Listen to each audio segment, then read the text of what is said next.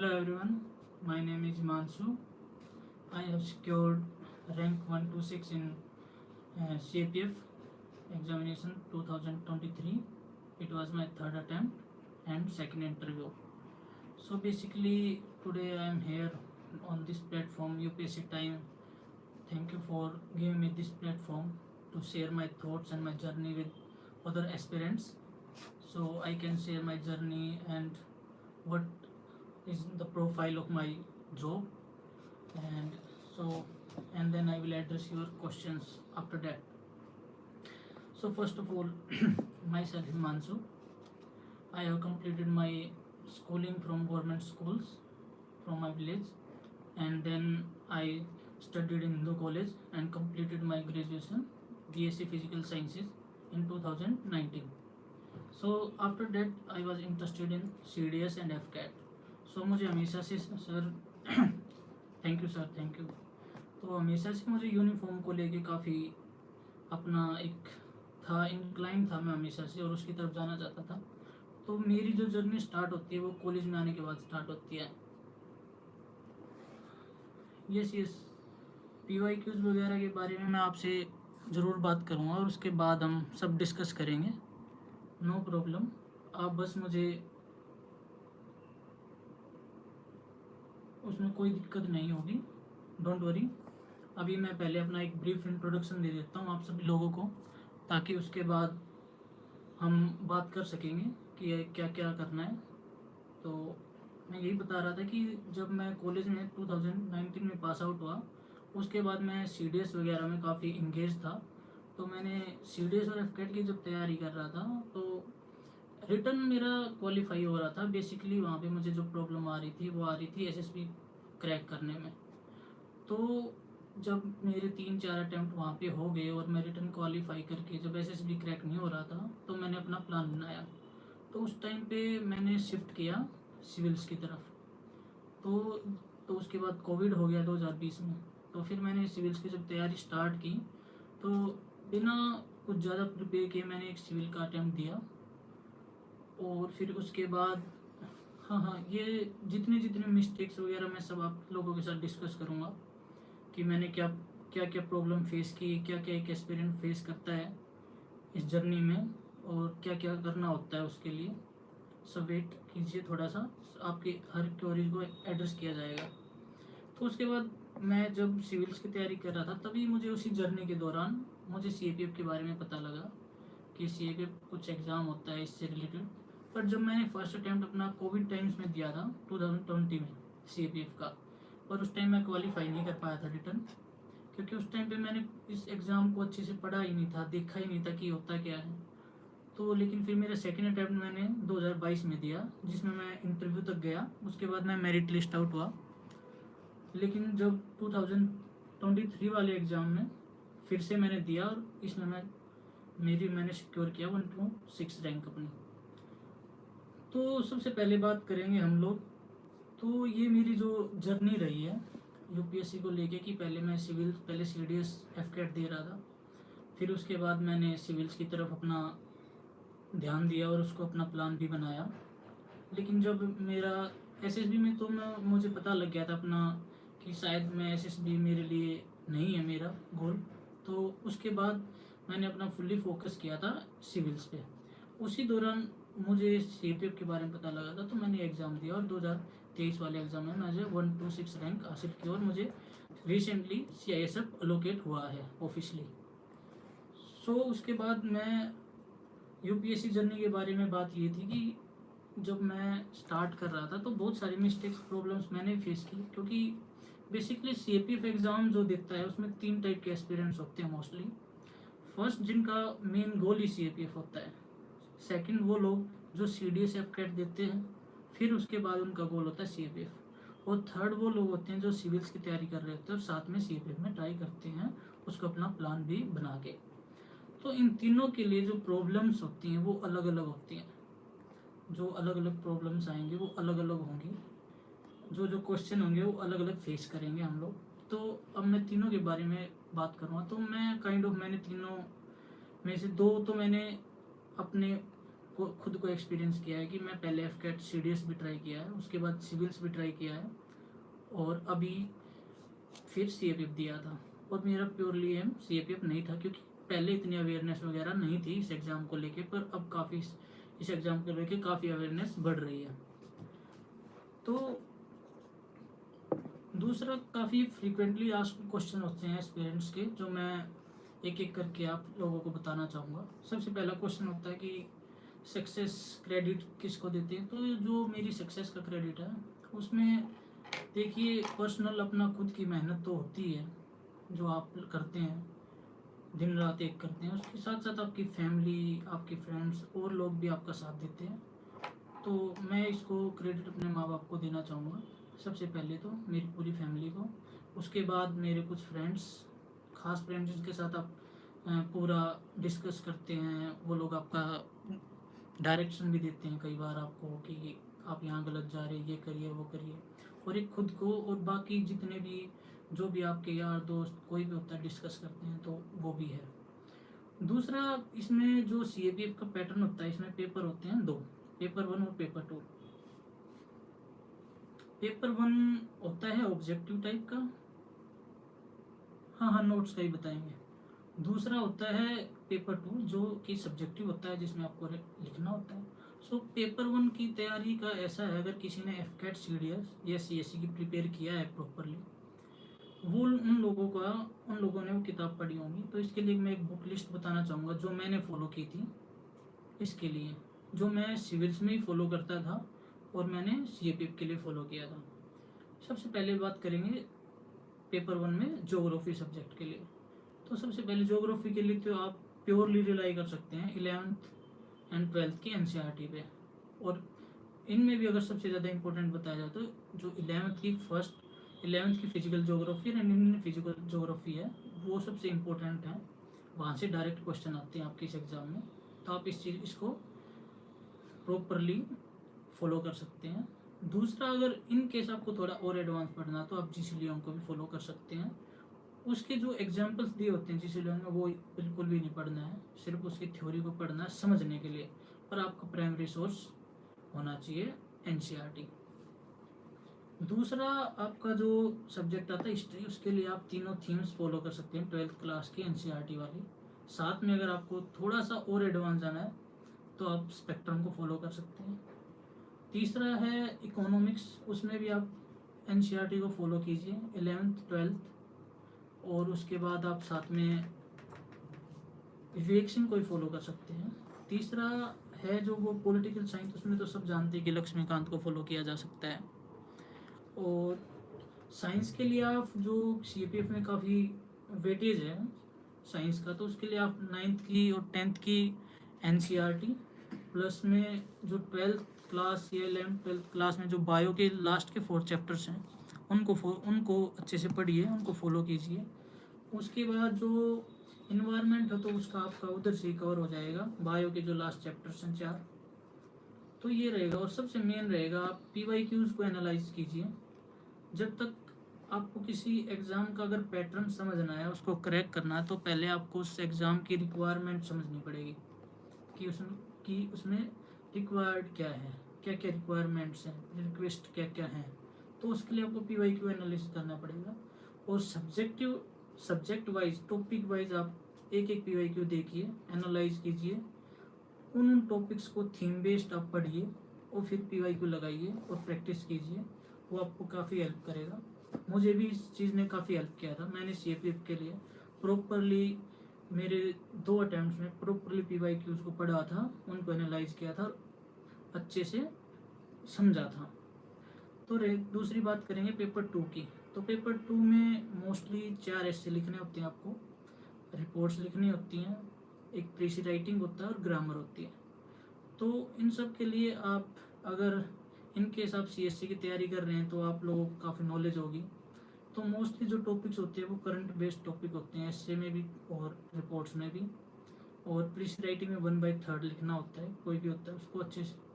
तो मैंने पर्सनली ज़्यादा प्रैक्टिस नहीं की थी, क्योंकि मुझे थोड़ा सीएससी के लिए मैं काफ़ी सिंसियरली प्रिपेयर कर रहा था, तो मुझे नॉलेज थी। तो मैं ये तो सजेस्ट नहीं करूँगा कि आप भी मत लिखिए, आप ज़रूर लिखिए, चाहे आप किसी इंस्टीट्यूट में जाएं या खुद अपने पीयर ग्रुप में चेक कराएं, या एक दूसरे से, या आप किसी सीनियर को या किसी सिलेक्टेड कैंडिडेट को भेजिए, कनेक्ट कीजिए उनके किसी भी सोशल मीडिया पे, वो हेल्प करेंगे।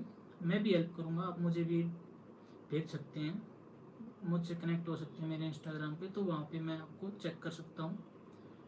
तो दूसरा क्या है कि पेपर 2 में आपको पेपर पूरा करने की सबसे मेन जो बात होती है वो है पेपर को पूरा करना, क्योंकि मैंने दोनों टाइम 90 प्लस स्कोर किया है पेपर 2 में, 2022 में भी 2023 में भी। मेरा फर्स्ट में 2022 में 96 था और 2023 में मेरा 92 स्कोर था। तो ये स्कोर ठीक ठाक है, एवरेज से अबव है। तो मैं आपको बता सकता हूँ कि आप एक, अगर आपको बेसिक नॉलेज है किसी भी टॉपिक को लेके, तो आप उस चीज़ को लिख सकते हैं।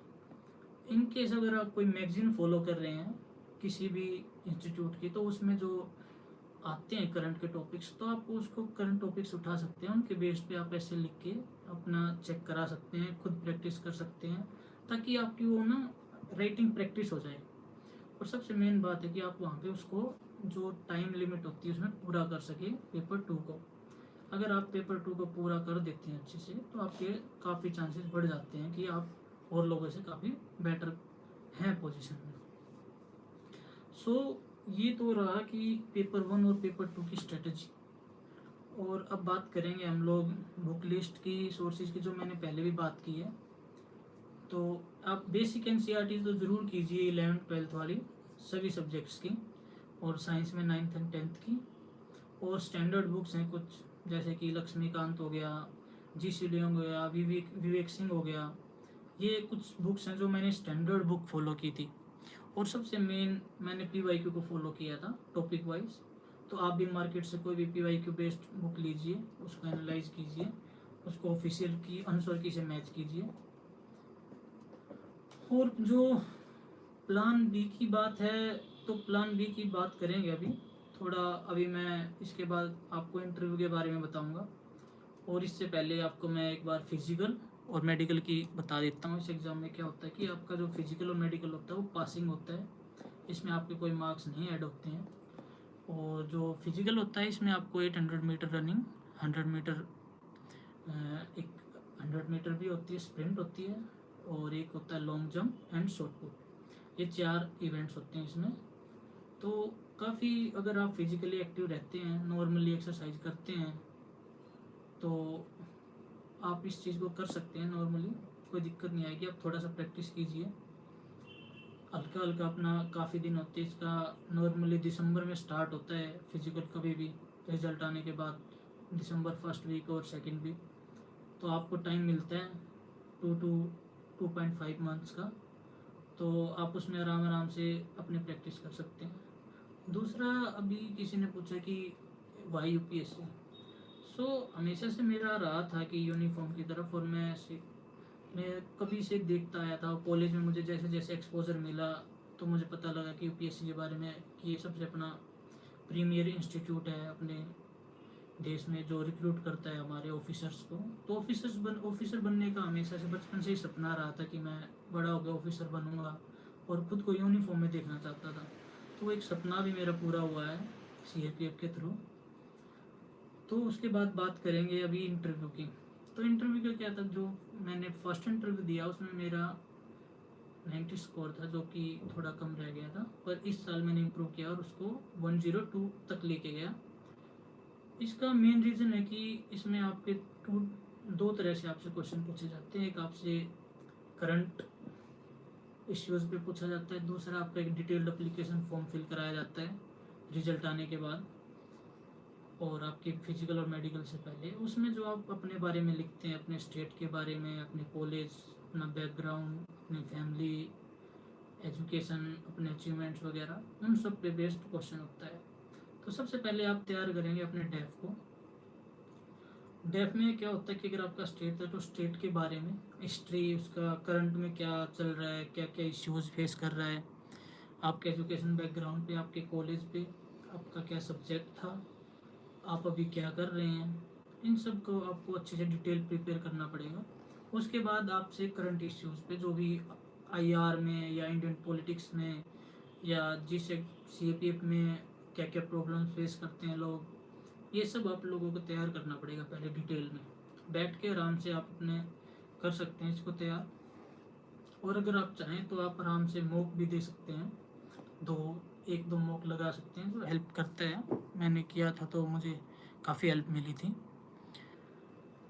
और रही बात ये कि पेपर 1 और पेपर 2 होता है, इसकी साथ में तैयारी करें कि अलग अलग करें, तो मेरा मानना ये है कि अगर आप इंटीग्रेटेड तैयारी प्रिपरेशन करते हैं पेपर 1 और पेपर 2 की, तो वो काफ़ी हेल्पफुल रहता है, जिससे कि आप भटकते नहीं हैं, कि आप दोनों को साइड बाय साइड मैनेज कर पाएंगे।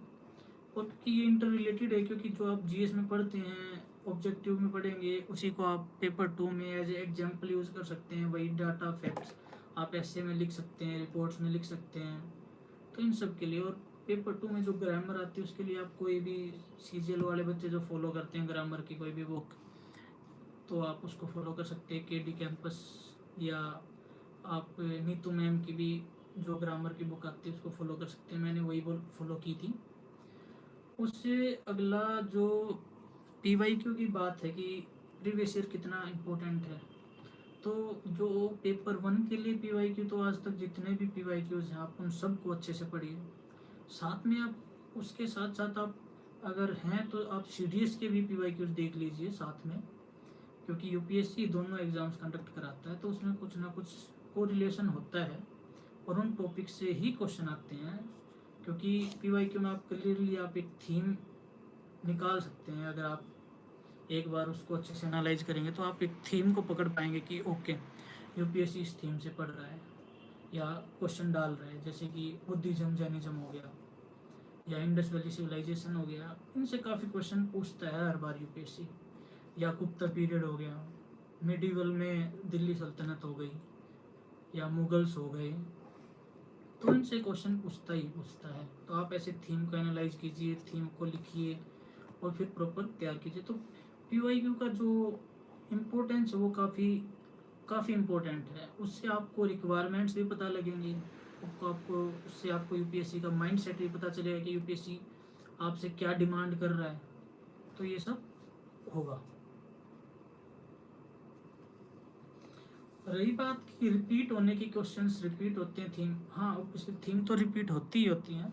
क्वेश्चंस की लैंग्वेज यूपीएससी चेंज करता है, थीम वही होती है, टॉपिक भी वही होता है, पर थोड़ा लैंग्वेज को घुमाता है। थोड़ा वही आज आपका जो आंसर है कल को वो आपका एक चॉइस बन के आएगा। मल्टीपल चॉइस क्वेश्चन में आपका एक ऑप्शन होगा, आपको एलिमिनेट करने में हेल्प करेगा अगर आपने किया होगा तो ऐसे रिपीट होता है।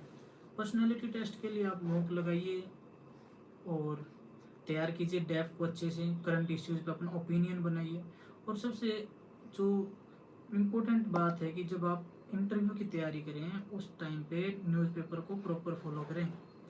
द हिंदू को इंडियन एक्सप्रेस आप दोनों पढ़ सकते हैं अगर आप उस टाइम पे फ्री हैं और आप प्रॉपरली सिर्फ इंटरव्यू को टाइम दे रहे हैं, तो आप उस टाइम पे दोनों न्यूज़पेपर को फॉलो कीजिए।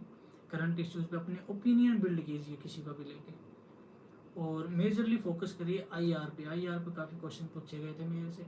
जो मेरा इंटरव्यू चला था वो काफ़ी करंट बेस्ड इशू चला था, कि आईआर का जो करंट में चल रहा था, Ukraine Russia India China West Asia Israel Palestine. मुझे कांटेक्ट कैसे करें, तो आप मुझे मेरे इंस्टाग्राम पे फॉलो कर सकते हैं himanshu.singh.30। सो कोई भी इन केस आपकी आफ्टर दिस सेशन कोई भी क्वेरी होगी तो मैं आपकी वहाँ पे सोल्व कर सकता हूँ, पर अभी फ़िलहाल मैं आपकी मैक्सिमम क्वेरीज को यहीं पे एड्रेस कर दूँगा। डेप कैसे बनाएं, सो ड्रेस कोड का इंटरव्यू, ड्रेस कोड का ऐसा होता है कि फॉर्मल्स पहन सकते हैं आप नॉर्मली। सो अगली जो मैं बात कर रहा था वो कर रहा था कि इंटरव्यू ड्रेस कोड की, तो वहाँ पे आप नॉर्मली अपना एक फॉर्मल्स जिसमें आप एक फॉर्मल शूज़ लेंगे और फुल लेंथ सॉक्स लेंगे, tie belt, proper white shirt ले सकते हैं या कोई और ब्लू लाइट, जितना हो सके लाइट और सोबर रखिए अपने ड्रेस कोड को। ताकि वो आंखों को ऐसे चुभे ना। जो इंटरव्यू ऑफिसर होता है, ये होता है आपका पैनल होगा, उन लोगों को ऐसे ये ना हो कि देख के उनकी आंखों में चुभे। उसको काफ़ी सोबर रखिए ताकि प्लीजेंट सा एक फील आए आपको देख के। तो आप कोई भी कलर रख सकते हैं, ग्रे रख सकते हैं, ब्लैक कलर का रख सकते हैं फॉर्मल्स में। और फिर उसके बाद बात करते हैं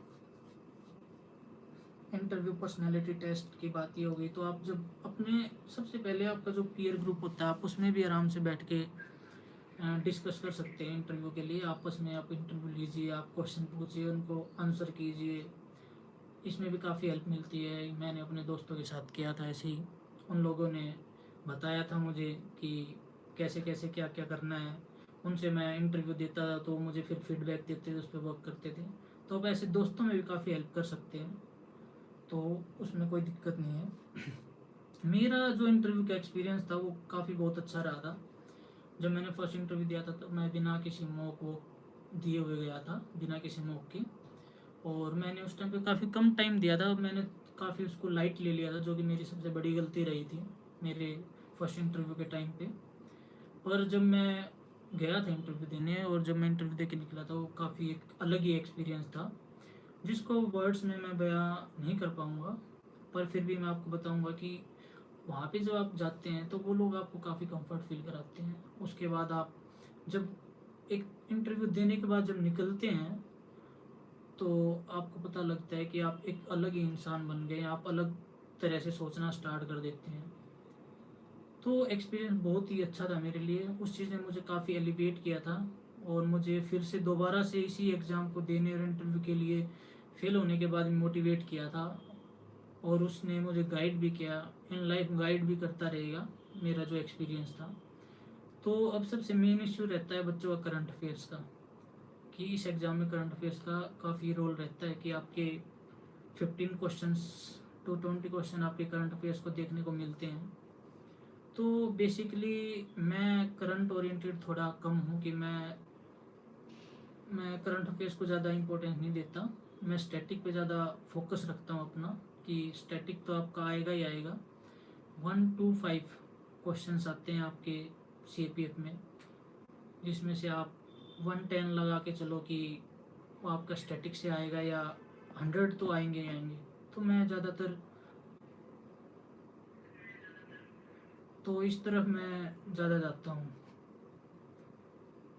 और दूसरी बात रही कि जो करंट अफेयर्स था तो मैं ज़्यादा पढ़ता नहीं था, पर हाँ मैं एक बात ज़रूर बोलूँगा कि आप न्यूज़पेपर को प्रॉपरली पढ़िए, उसको डेली पढ़िए, एडिटोरियल्स को प्रॉपरली पढ़िए, उसको ध्यान दीजिए। तो न्यूज़पेपर ज़्यादा आपको रिटेन भी रहेगा, न्यूज़पेपर पढ़ने की हैबिट भी होएगी, वो आपको इंटरव्यू में भी हेल्प करेगा, वो आपको पेपर 2 में भी हेल्प करेगा, वो आपका पेपर 1 में भी हेल्प करेगा। तो do read newspaper properly every day without skipping. And आप फॉलो कर सकते हैं करंट अफेयर्स के लिए उस चीज़ को। और ये हो गया सभी प्रिपरेशन से रिलेटेड क्वेश्चंस। और अभी आप मेरे से क्वेश्चन पूछ सकते हैं, आपको जो भी क्वेश्चन पूछना है आप मेरे से पूछ सकते हैं। आपकी सभी क्वेरीज को मैं एक एक करके एड्रेस करूँगा। ये मेरा थर्ड अटैम्प्ट था और सेकंड इंटरव्यू था 2023 वाला।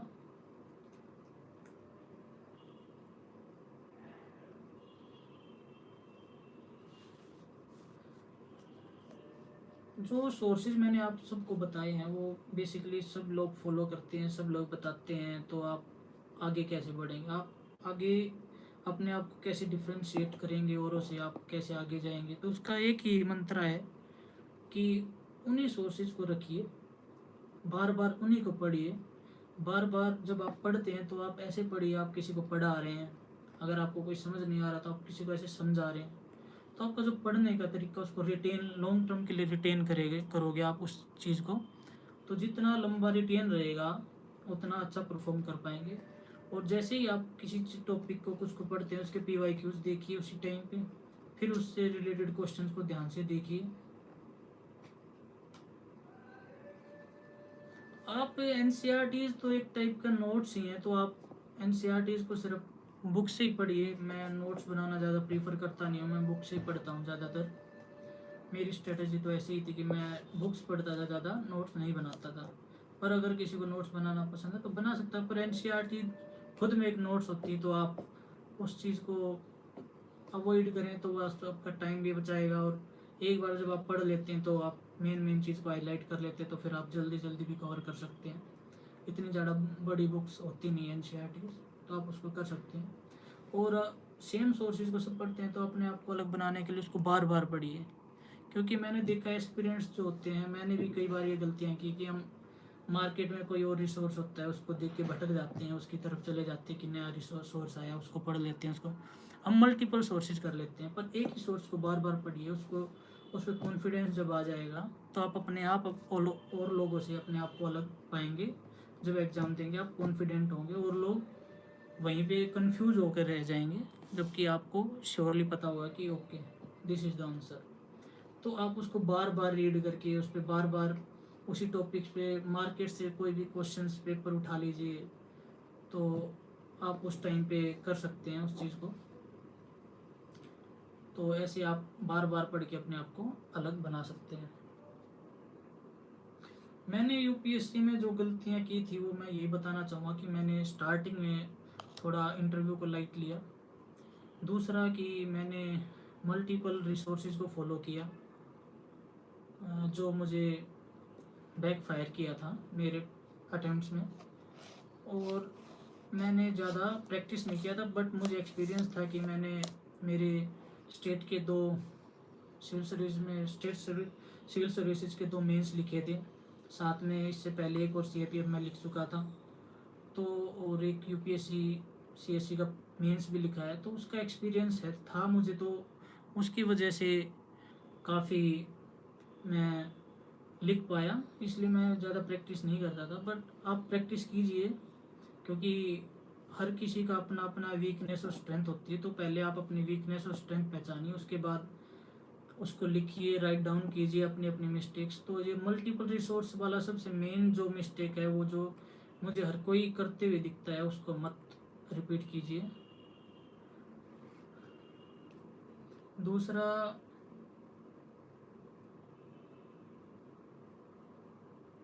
सिलेबस आप ऑफिशियल जो नोटिफिकेशन आता है उसमें आप सिलेबस दीजिए, देखिए, उसको एनालाइज कीजिए, उसमें जो जो मेंशन होता है उसको आप फॉलो कीजिए। उस टॉपिक पे आप पढ़ सकते हैं, क्योंकि यूपीएससी क्लियरली मेंशन करता है उस चीज़ को, तो आप उस चीज़ से कर सकते हैं।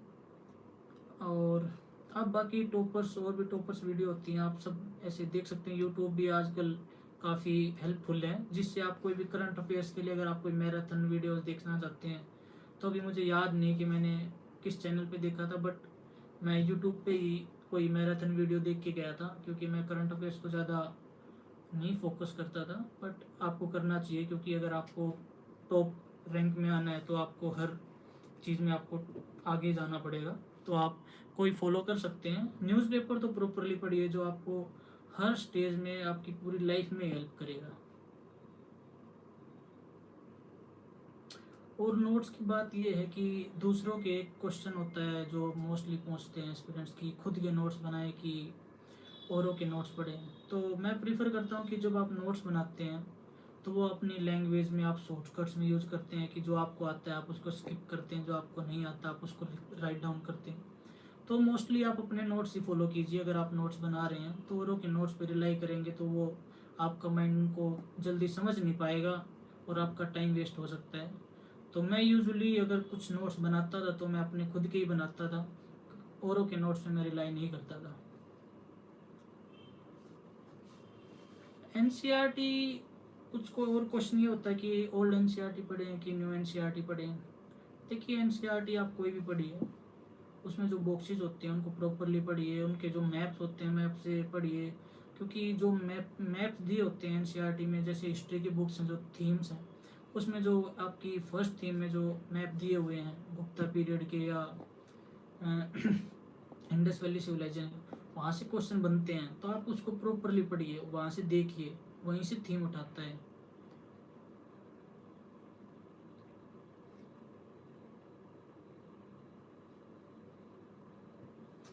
और एक क्वेश्चन सबसे मोस्टली जो एस्पिरेंट्स पूछते हैं, वो पूछते हैं कि यूपीएससी का एग्ज़ाम, यूपीएससी के लिए कब तैयारी स्टार्ट करें। तो मेरा मानना ये कि आप पहले एक बार अपना कॉलेज कंप्लीट कीजिए, वहाँ अपना एक्सपीरियंस एक्सपोज़र लीजिए, प्रॉपर उनको अपने कॉलेज लाइफ जिए, उसके बाद वहाँ से एक्सपोज़र लीजिए, डिसाइड कीजिए कि आपको किस फील्ड में जाना है, ताकि बाद में आप ऐसे बार बार इधर उधर ना होना पड़े और आप एक निश्चिंत होके, एक मतलब कंफर्टेबल प्लेस में होके आप डिसाइड कर पाएँ कि आपको क्या करना है।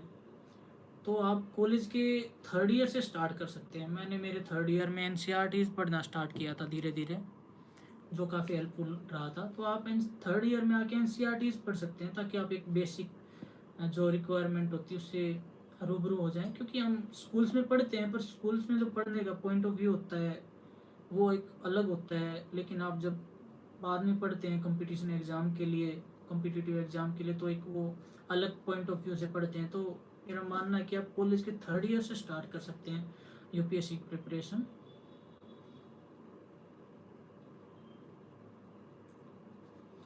हाँ, सो दूसरे से तीसरा सबसे मेन पॉइंट होता है, वो होता है कि लोग पूछते हैं कि हम दिल्ली जाएं या घर पे रह के तैयारी करें। तो इसका देखिए डिपेंड करता है person to person, individual to individual, कि क्या आप प्रीफर करते हैं। अब अगर आपके पास घर पे सेफ है, आपके पास है प्रॉपर जगह है जहाँ पे आप बैठ के पढ़ सकते हैं दिन में, आपको कोई डिस्टरबेंस नहीं है, तो किसी भी बड़े शहर में जाके बात करना और रहना काफ़ी महंगा रहता है, जहाँ पे आपको रिस्ट्रेन अपने लव्ड वन से भी दूर रहते हैं, प्रेशर भी होता है। तो आप घर पे भी रह के कर सकते हैं अगर आपके पास है इन्वायरमेंट पढ़ने का घर पे।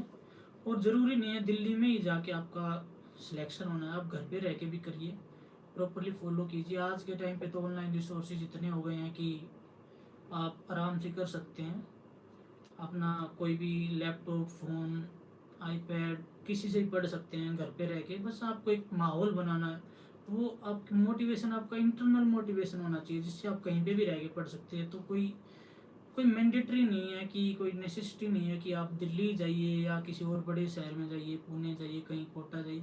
आप घर पे रह के भी बात कर सकते हैं, तो आप घर पे रह के तैयारी कर सकते हैं, ऐसी कुछ नहीं है। और अगर आपके पास घर पे रिसोर्सेज नहीं अवेलेबल हैं, तो आप जा सकते हैं, आप एक टाइम पीरियड के लिए जा सकते हैं, आप कुछ महीने के लिए जाइए, वहाँ पे पढ़िए, फिर अगर आपको शूट करता है तो आप रहिए, और फिर अपना तैयारी करके एग्ज़ाम दे के घर वापस आ सकते हैं। दूसरा रहा कि दूसरा एक और क्वेश्चन होता है एस्पिरेंट्स का, कि कोचिंग ज्वाइन करें या ना करें। देखिए, मैंने कोई कोचिंग ज्वाइन नहीं करी थी, मैंने मोस्टली सेल्फ स्टडी किया था, सेल्फ प्रिपेयर किया था सब कुछ।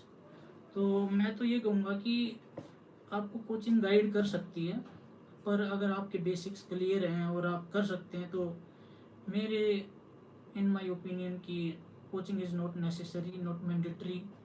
आपके पास अगर रिसोर्सेज नहीं है तो ऑनलाइन यूट्यूब पे भी रिसोर्सेज काफ़ी अवेलेबल होते हैं, आप वहाँ से क्लासेस देख सकते हैं, अपने डाउट्स क्लियर कर सकते हैं। बुक लिस्ट आपने मैंने अभी बताई, उसको फॉलो कर सकते हैं, पीवाईक्यूज देखिए, तो हो जाएगा। मोस्टली कोचिंग की इतनी नेसेसिटी मुझे फील नहीं होती है। न्यूज़पेपर से करंट अफेयर्स का इम्पोर्टेंट टॉपिक्स कैसे निकल, देखिए मेनली जो न्यूज़पेपर में एडिटोरियल आते हैं वो रिपीट होते हैं। तो आप पीवाईक्यूज देख के कि किस किस टॉपिक पे आपके क्वेश्चंस आए हैं, उस टॉपिक को आप एनालाइज कीजिए, उससे बनाइए थीम्स को, चेक कीजिए कि क्या क्या थीम, जैसे इन्वायरमेंट में थीम्स होती है, पोल्यूशन की होती है, या रिसेंट कोई भी इवेंट हुआ है इन्वायरमेंट से रिलेटेड, उससे होता है, तो उस पर एडिटोरियल आते हैं। तो आप उन सब को देख के वहाँ से जब आप पीवाईक्यू से थीम निकालेंगे, तो उस थीम से आप निकालेंगे कि उस थीम से रिलेटेड जितने टॉपिक्स, अगर उन टॉपिक से रिलेटेड कोई भी एडिटोरियल आ सकता है, तो आप उसको निकाल के आप पढ़ सकते हैं, उसके आप उसको कटिंग कर सकते हैं, या अगर आप डिजिटली पढ़ते हैं तो आप उसको क्रॉप करके आप स्क्रीनशॉट ले सकते हैं या उसके नोट्स बना सकते हैं। तो ये हेल्पफुल होता है, एडिटोरियल न्यूज़पेपर से आप कर सकते हैं। पेपर टू में बहुत ज़्यादा हेल्प करेगा आपका एडिटोरियल्स। और रही तीसरी बात होती है कि एक टेस्ट सीरीज़ को लेके, कि टेस्ट सीरीज लगाएं ना लगाएं। देखिए, मैंने CAPF के लिए कोई भी टेस्ट सीरीज नहीं लगाई थी, ना पेपर 1 के लिए ना पेपर 2 के लिए। पर आप क्वेश्चन PYQs देखिए, सबसे इम्पोर्टेंट बात है PYQ देखिए। उसके बाद जो आप टॉपिक पढ़ रहे हैं उस पर क्वेश्चंस करिए, ताकि उससे आपकी प्रैक्टिस हो जाए। क्योंकि आप पढ़ते हैं और एक क्वेश्चन अटेम्प्ट करने में काफ़ी डिफरेंस होता है। तो उस चीज़ को आप वो करिए कि आप बार बार, एक बार आप टॉपिक पढ़ते हैं उससे रिलेटेड PYQs देखिए। फिर मार्केट से कोई भी कहीं से भी आप उस टॉपिक से रिलेटेड, CSC के लिए भी बहुत सारी टेस्ट सीरीज आती है, तो आप कोई भी उठाइए टॉपिक वाइज की। एंशियंट इंडिया का आप पढ़ रहे हैं तो एंशियंट इंडिया का PYQs देखा, उसके बाद एंशियंट इंडिया से रिलेटेड टॉपिक वाइज आप कहीं से भी कोई भी क्वेश्चंस उठा लाए मार्केट से, उनको अटैम्प्ट किया। फिर मैं अपने मिस्टेक्स को एनालाइज किया कि ओके ये, फिर आप उस चीज़ को बाहर जाके वापस अपने नोट्स में या बुक्स में रिवाइज कीजिए। और रिवीजन का मेनली ये होता है कि आप एक बार अच्छे से समझ लेंगे, उसको पढ़ लेंगे, तो बार बार आप जब उसको हाईलाइट कर देते तो आप बाद में बार आप रिविजिट कर सकते हैं। जो आपने हाईलाइट किया सिर्फ उसको पढ़ के आप रिवाइज कर सकते हैं, जिससे इजीली हो जाता है। टेस्ट सीरीज इन केस अगर आप ज्वाइन करना चाहते हैं और अगर साथ में आप CSC का भी कर रहे हैं, तो जब आप जो एग्ज़ाम कैलेंडर होता है UPSC का, उसमें आप पहले CSC का प्रीलिम्स देते हैं, उसके 2 महीने बाद मोस्टली आपका CAPF का आता है। तो आपका वो रिदम बना हुआ होता है, आप टेस्ट लगा चुके होते हैं। तो वो जो 2 महीने होते हैं, इन केस आपका प्रीलिम्स नहीं हो पाता और आपका प्लान भी है CAPF या प्लान A भी है, तो आपको ये टाइम पीरियड मिलता है। इस टाइम पीरियड में आप रिवाइज कीजिए जितना हो सके लास्ट मंथ में। उससे पहले आप क्वेश्चंस लगाइए। आप जून में, मई जून में आप टेस्ट सीरीज लगा सकते हैं, टेस्ट लिख सकते हैं। जुलाई में मोस्टली आप रिवीजन कीजिए और PYQs को एनालाइज कीजिए, PYQ को पढ़िए बार बार, वो आपको हेल्पफुल रहेगा।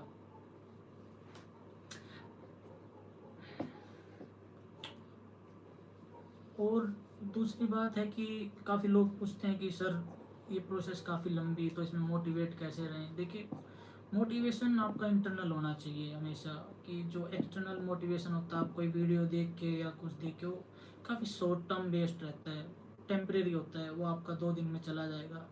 पर अगर आपका इंटरनल मोटिवेशन है, अपने फैमिली को देखिए, अपने पेरेंट्स को देखिए, या अपने सिबलिंग को देखिए, या खुद की लाइफ को देखिए कि आप कहाँ पहुँचना चाहते हैं, वो आपको रियल मोटिवेशन देगा कि आप अपनी लाइफ को कहाँ लेके जाना चाहते हैं। तो मुझे जिस चीज़ में मोटिवेट, मेरा इंटरनल मोटिवेशन था कि मैं अपने पेरेंट्स की तरफ देख के, अपनी लाइफ को देख के आगे बढ़ना चाहता था।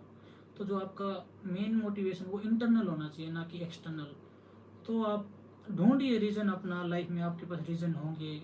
हर कोई ना कोई, हर किसी को रीज़न मिल जाता है आगे बढ़ने का, लाइफ में कुछ कर दिखाने का जज्बा। तो ज़्यादा यूट्यूब वीडियोस को मोटिवेशन के लिए ज़्यादा प्रीफर मत कीजिए। आप अपना जो भी है इंटरनल मोटिवेशन से ही आगे बढ़ेंगे, क्योंकि जर्नी थोड़ी लंबी होती है। मैं खुद 2019 में प्रिपेयर करना स्टार्ट किया था, अभी 2024 है। Nearly 5 years later I succeeded in my plans और in my life। सो इतना लंबा एक्सटर्नल मोटिवेशन बेस्ड सस्टेन करना नहीं पॉसिबल है।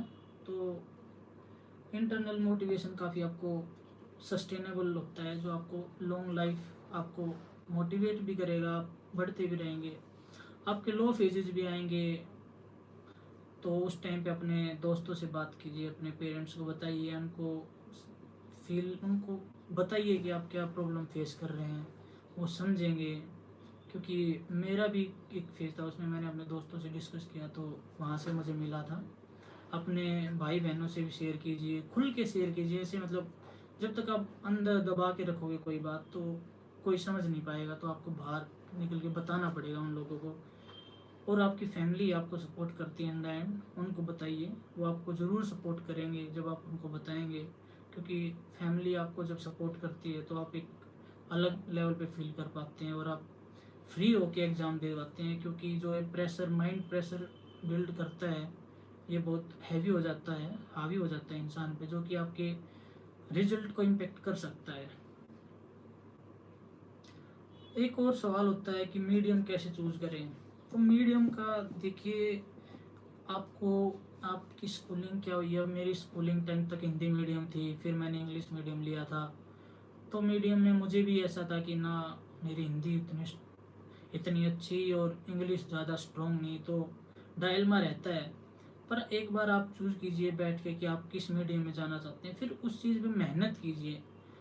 हार्डवर्क जो है वो आप सब चीज़ों को सोल्व कर देता है। आपका मीडियम का हो, कोई भी प्रॉब्लम है, मेहनत करेंगे तो वो हो जाएगा। तो अगर आपको लग रहा है कि आपने स्कूलिंग अगर इंग्लिश से की है तो आप इंग्लिश ही रखिए, आपने अगर कॉलेज इंग्लिश से किया इंग्लिश रखिए। पर अगर आप बहुत ही ज़्यादा अनकंफर्टेबल हैं इस मीडियम में तो आप मीडियम चेंज करिए, क्योंकि आज के टाइम पे सोशल मीडिया पे या किसी भी प्लेटफॉर्म पे रिसोर्सेज की कमी नहीं है। तो आप दोनों मीडियम में जो भी आपको अच्छा लगे, जिसमें आप कंफर्टेबल फील कर सकें, जिसमें आप अपने थॉट्स को एक्सप्रेस कर सकें अच्छे से पेपर में और उनको एग्जीक्यूट कर सकें, उसको फॉलो कीजिए, वो चूज़ कीजिए। एक और क्वेश्चन होता है एस्पिरेंट्स के मन में कि सोशल मीडिया का क्या रोल है। देखिए, सोशल मीडिया का ऐसा है कि अगर आप उस चीज़ को एज ए एडिक्शन यूज होगा तो वो आपका टाइम वेस्ट ज़रूर कराएगा। मैं ये नहीं कहता कि डिलीट कर दीजिए, आइसोलेशन में चले जाइए, क्योंकि मैंने ऐसा कभी नहीं किया। आप उसको लिमिटेड कर सकते हैं, क्योंकि ये चीज़ भी आपकी विल पावर जो होती है वो स्ट्रांग होनी चाहिए कि मुझे आधा घंटा यूज़ करना है तो आधा घंटा ही यूज़ करना है। आप उसमें आप किसी भी यूपीएससी से रिलेटेड जितने भी बहुत सारे सोशल मीडिया हैंडल्स हैं उनको फॉलो कर सकते हैं।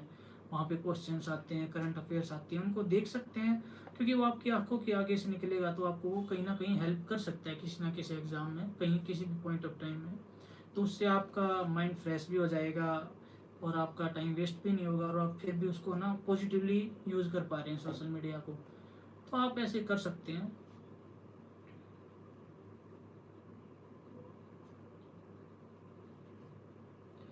यूपीएससी की तैयारी ऑनलाइन करनी चाहिए या ऑफलाइन, ये भी एक क्वेश्चन रहता है। तो ऑनलाइन या ऑफलाइन करें, देखिए ये डिपेंड करता है कि आपको ज़्यादा कंफर्टेबल या आप किस चीज़ में ज़्यादा फोकस कर पा रहे हैं। आप ऑनलाइन में अगर आप ऑनलाइन ले रहे हैं, पर आप ऑनलाइन जब क्लास ले रहे हैं तो आप बैठे हैं, रोटेट किए जा रहे हैं या उठ के इधर उधर जा रहे हैं, बस देखने को क्लास देख रहे हैं, कुछ नहीं कर रहे हैं, तो उसका ऑनलाइन का भी फ़ायदा नहीं है।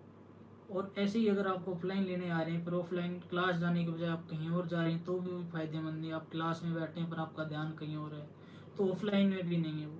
तो ये डिपेंड करता है आपकी कंसंट्रेशन, आप कितना फोकस कर पा रहे हैं क्लास में, उस क्लास से कितना आउटपुट दे रहे हैं, आप उससे कितना कितना सीख रहे हैं उस चीज़ से क्लास में बैठ के।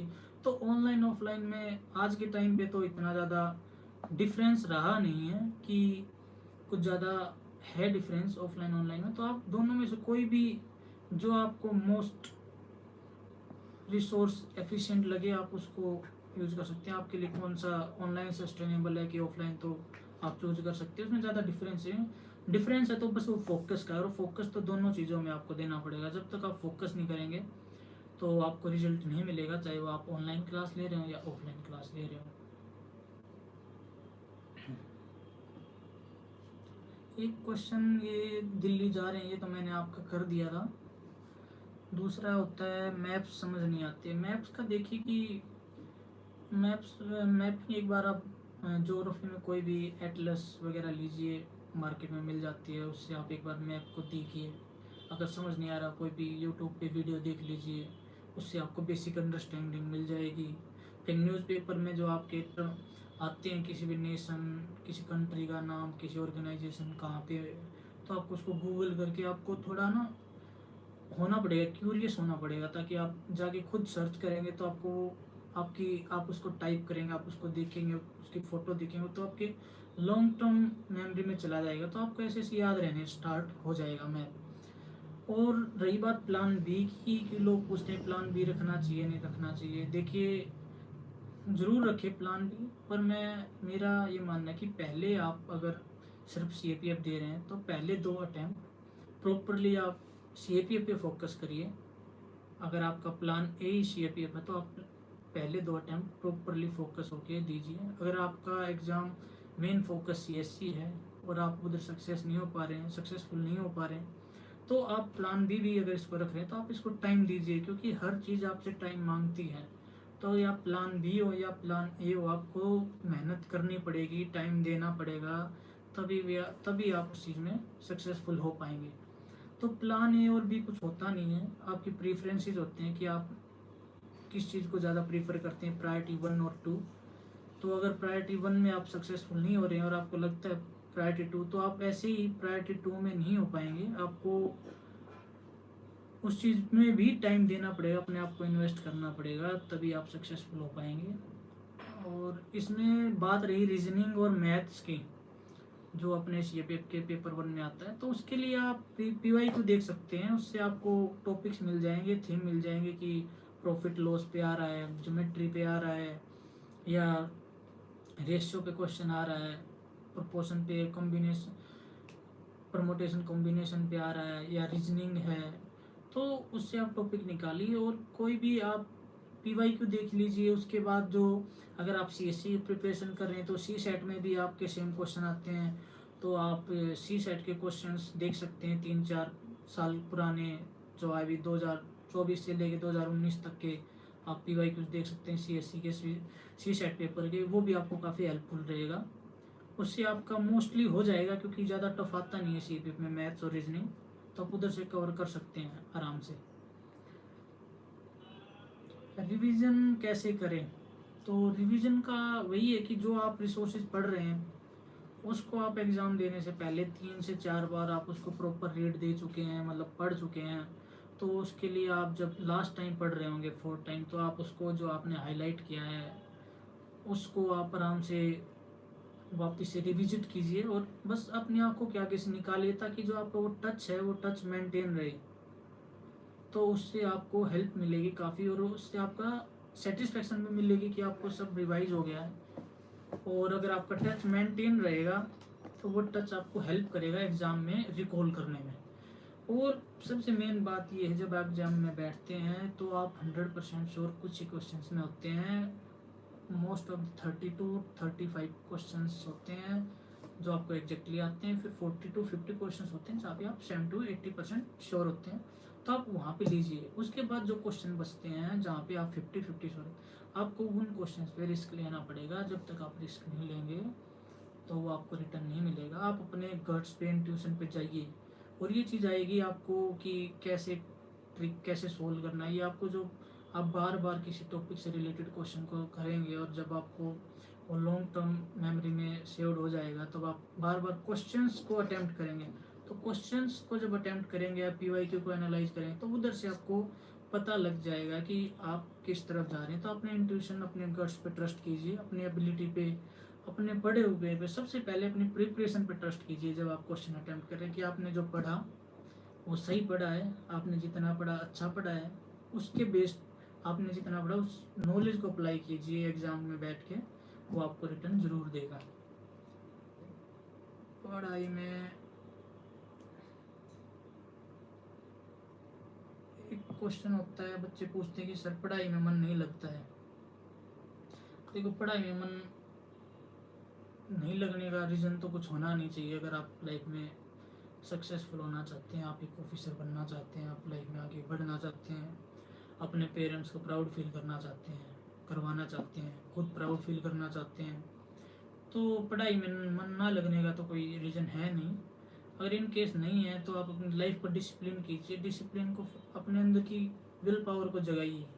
आपकी विल पावर आपको काफ़ी हेल्प करेगी, जिससे आप आगे बढ़ पाएंगे।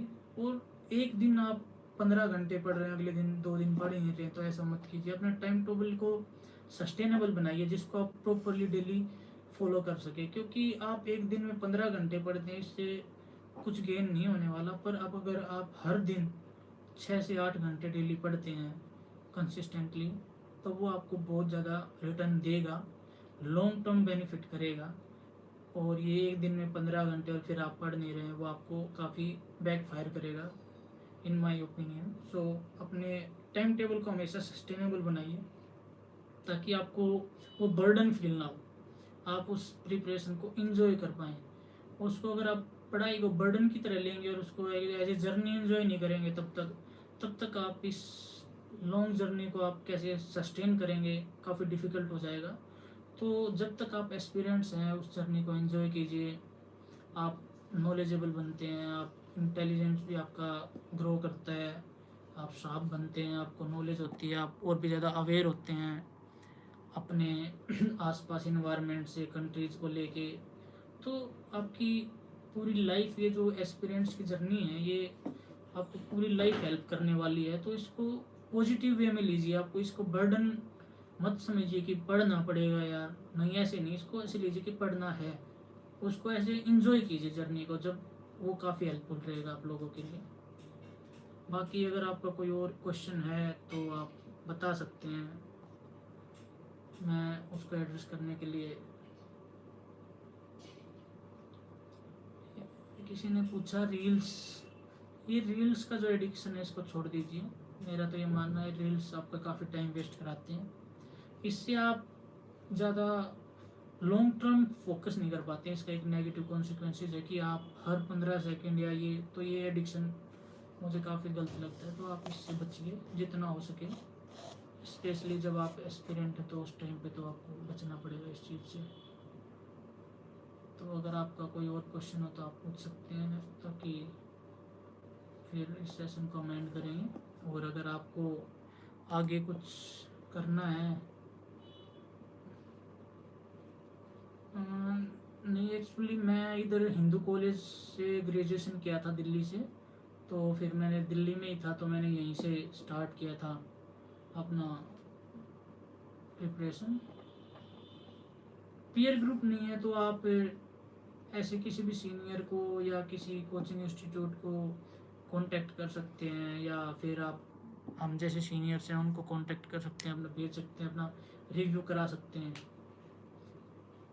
कोई पूछ रहा है कि अकेले पढ़ रहा हूँ, अकेले पढ़िए, पढ़ना तो अकेले ही है, कोई साथ में ग्रुप में कोई पढ़ाई नहीं होती, ग्रुप में डिस्कशन होता है जिससे आप डिस्कस कर पाते हैं, जो इंटरव्यू के टाइम पे काफ़ी हेल्पफुल होता है। पर आप पेपर 1 और पेपर 2 के लिए तो आइसोलेट होके अपना खुद प्रिपेयर कीजिए, वही बेटर रहता है। अगर आप लोगों के और कोई क्वेश्चन है तो मैं एक ही टिप अपनी तरफ से, जो मेरा टिप्स हैं वो सबसे मेन टिप्स ये हैं कि लिमिटेड रिसोर्स रखिए। आप जितने रिसोर्स रख रहे हैं, जितना आप रिसोर्स रख रहे हैं उनको बार बार पढ़िए, रिवाइज कीजिए उनको बार बार। अगर आप मान के चलिए आप 10 बुक्स हैं आपके पास टोटल पूरे पेपर के लिए, तो उस 10 बुक्स को ही पढ़िए, 11th बुक मत खरीदिए, उनको बार बार रिवाइज कीजिए, तो आपको काफ़ी हेल्पफुल रहेगा। तो ये मेरा सबसे, और मल्टीपल रिसोर्सेज मत रखिए, लिमिटेड रिसोर्स मल्टीपल रिविजन्स कीजिए, मल्टीपल रिसोर्स की बजाय लिमिटेड रिसोर्स मल्टीपल रिविजन। आप इस स्ट्रेटजी को फॉलो करिए, आप ज़रूर सक्सेसफुल होंगे। और अपने खुद में फेथ दिखाइए अपनी प्रिपरेशन में, और जब तक आप अपनी प्रिपरेशन में हैं, ऑनेस्टली आप अपना काम कर रहे हैं, आपको अगर 8 घंटे पढ़ना है, आप ऑनेस्टली पढ़ रहे हैं, तो आपको रिटर्न ज़रूर मिलता है, एक दिन आप ज़रूर सक्सेसफुल होंगे। एग्ज़ाम फियर पूछ रहे, एग्ज़ाम फियर को कैसे दूर करें? एग्ज़ाम फियर को दूर करने का सबसे मेन तरीका है कि आप उसके PYQ लगाइए, उस टॉपिक पे आंसर सोल्व कीजिए बैठ के, प्रॉपर टेस्ट लगाइए घर पे बैठ के, या आप जहाँ पे भी रह रहे हैं वहाँ पे, अगर अवेलेबल ऑनलाइन अवेलेबल है तो ऑनलाइन, ऑफलाइन है तो ऑफलाइन, आप प्रैक्टिस कीजिए क्वेश्चंस की, उससे आपका दूर हो जाएगा। और उस जब आप रियल एग्ज़ाम में बैठते हैं तो उसको भी आप लाइटली लीजिए, ज़्यादा प्रेशर मत बनाइए, और जितना आप लाइटली लेंगे और इस जर्नी को एंजॉय करेंगे आपको हेल्पफुल रहेगा। देखिए एक ने पूछा UPSC एंड CAPF। देखिए जो CAPF का है वो सिलेबस और UPSC का सिलेबस काफ़ी ओवरलैप करता है। तो जब आप CSC की तैयारी करते हैं तो आप प्रॉपरली CAPF को मैनेज कर सकते हैं, क्योंकि आप जब 6 महीने ऑब्जेक्टिव प्रीलिम्स की तैयारी कर रहे होते हैं तो साथ में वो CAPF की तैयारी हो ही रही होती है।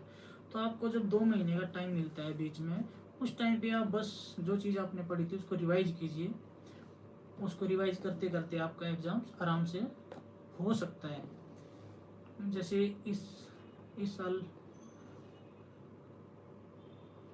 देखिए आप क्यों फुल डेडिकेशन के साथ नहीं पढ़ पाते हैं, वो तो आपको बैठ के सोचना पड़ेगा, आपको अपनी वीकनेस और स्ट्रेंथ पे ध्यान देना पड़ेगा कि आप कहाँ आप लिखिए, राइट डाउन कीजिए अपनी प्रॉब्लम्स को, फिर उसका सॉल्यूशन निकालिए। सबसे इफ़ेक्टिव तरीका रहता है अपनी गलतियों को ओवरकम करने का, कि उसको लिखिए, फिर उस पर सॉल्यूशन निकालिए और उसको इम्प्लीमेंट कीजिए। सो अगर कोई और भी क्योरीज है किसी के गाइज, तो आप कमेंट सेक्शन में लिख सकते हैं, ताकि मैं उनको एड्रेस कर सकूं। फिर हम इस लाइव सेशन को एंड करते हैं।